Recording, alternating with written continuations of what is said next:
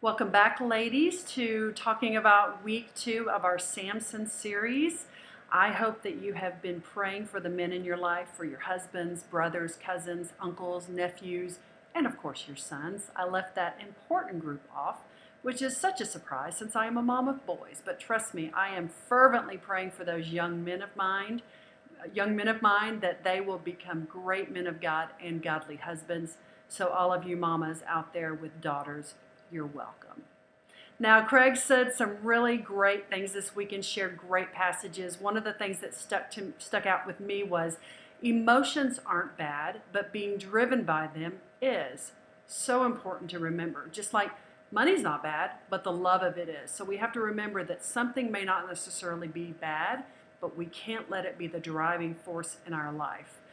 One of the passages that he read was from Galatians 5:16 through 17, and it says, "So I say, live by the Spirit, and you will not gratify the desires of the sinful nature. For the sinful nature desires what is contrary to the Spirit, and the Spirit what is contrary to the sinful nature.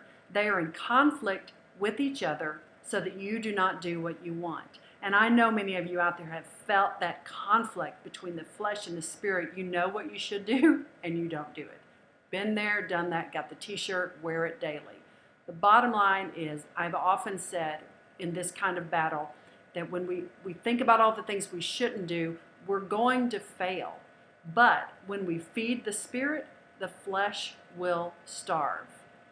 Feed the Spirit and the flesh will starve. What does that look like? It means spending time in the Word, spending time praying, making sure that the influences that are covering and infiltrating your mind are not taking you down and leading you down a path of compromise. You know, for example, I like certain types of music. I happen to love a lot of different genres of music.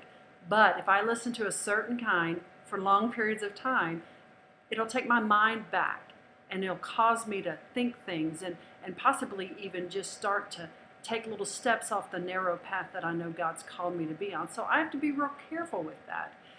So maybe you know what your trigger points are, whatever it is that's causing you to gratify the desires of the sinful nature. But when we feed the Spirit, when we lean into the things of God, that flesh will eventually starve because basically we're not paying attention to it.